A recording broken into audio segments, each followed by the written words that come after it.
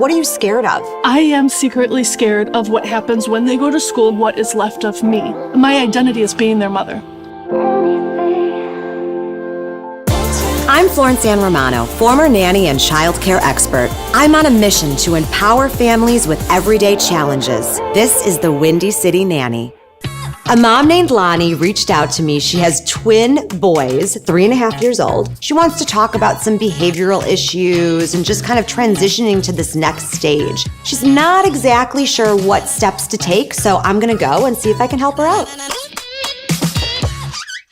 Hi, Lonnie. It's so nice to meet you.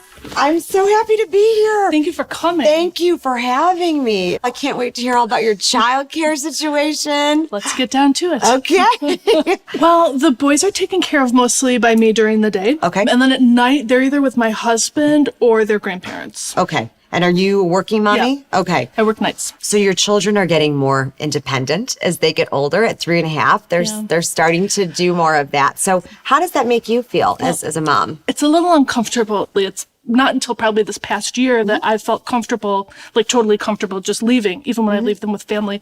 I don't like the sound of their little voices when they cry. I don't like the sound of their little voices when they say, Mama, don't go. Or I don't like that. I don't like that one. No, of course you wouldn't. What is some of the obstacles you're kind of dealing with right now? Maybe their age or just the dynamics of the home? I think right now, the thing that's getting to me the most is the fact that there are lots of things that I feel like I'm supposed to have been doing all this time to get them out of the baby and toddler phase. Okay. And we're reaching the point where it's like unacceptable for them to, for instance, still wear diapers or drink out of bottles or sleep in our bed with us. Okay. And I don't know how to break those habits. So let me ask you, who is it unacceptable to? Who's telling you it's unacceptable? You're saying it to yourself. The book is saying that. Someone's saying it to you. So sometimes me. I think I do get flack from like some family and friends about co-sleeping for sure. Okay. And I'm ashamed to tell people about it because people ask or they come over to our home and I just gave up on the idea of getting them to sleep in their own bed. Are they potty trained? No, and we actually have a deadline. They have to be potty trained by September to start their new preschool program. Oh, God. Look at you're so scared. Look at your face. Oh, my gosh.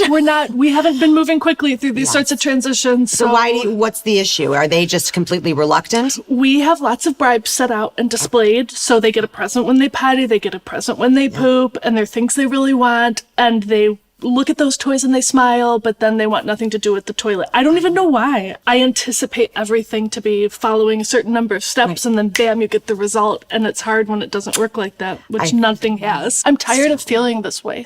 Well, I can see that. First of all, you can see that you have all of this anxiety pent up and you're trying to please everybody and you feel like you're pleasing no one. Yeah. Well, first of all, you can't really care what people think all that much in life. And you especially can't care what they think when you have kids. I mean, you have to do what's best for yourself. But I think we're now beyond the time of, this is what's working for me. This is what's working for our family. It sounds like it's no longer working. And so we can start taking steps toward making that different for you and weaning the kids from their pattern that they are currently used to. This is not your fault. You're not a bad mom. This is just their journey right now through this. And it's difficult. I keep telling myself they won't be like 15 in a diaper. Hopefully, they won't. So.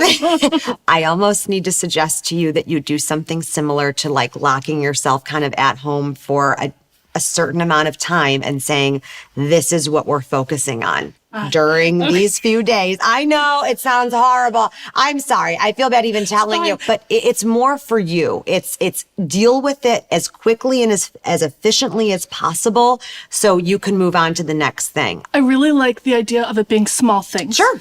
So, taking it one step further, what are you scared of with letting them find more independence? Because they are going to go to school, and that is a step of independence that they're going to take. I am secretly scared of what happens when they go to school and I'm not with them all day, like what is left of me.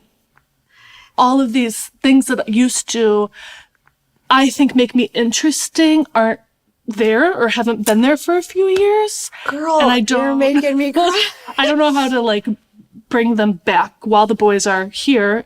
So who were you before you had the kids? What did you love to do? What was your life like? My husband and I lived in Old Town in Mid-Rise, and it was really romantic and cute, and I loved it. And we went to coffee shops a lot. We went to concerts. I just had a lot of time to think about other things and to like explore interests. Would you say you know who your identity is now, becoming a mom? No.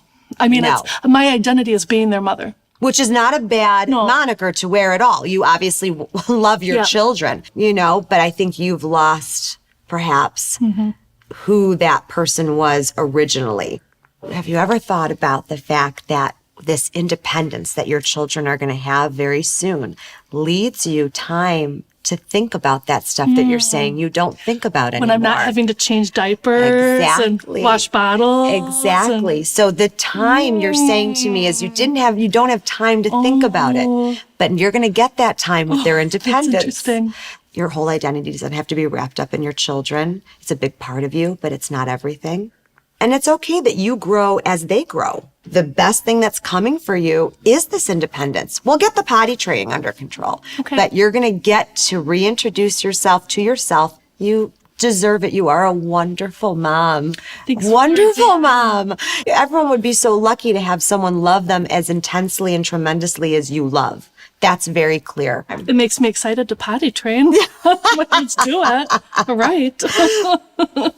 So I want to do an activity with you today that's all about you, girl, all about you. So I brought some Post-it notes with me, and what I would love to do is on each one, let's write an affirmation, a goal that you have that you're going to look at every day. We're going to put them up around the house so you are reminded on the daily about your worth, that you are enough, that you are this goddess that I see before me. So let's do this together. So let's start with the first thing you would like to say to yourself. I liked your I am enough statement. And how about a goal you have for your children? Can potty training be the goal? And I think you need to make it positive. I will potty train the boys. Okay, one more. Something that is just going to remind you every day about who you are, this conversation that we had.